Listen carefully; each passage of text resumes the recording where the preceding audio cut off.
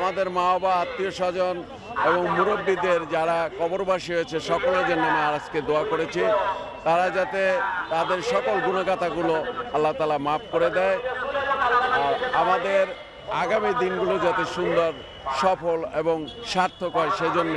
এদেশবাসীর যে আশা আকাঙ্ক্ষা ছিল সে আশা আকাঙ্ক্ষার প্রতিফলন যাতে আগামীতে ঘটে সেজন্য আমরা দোয়া করেছি।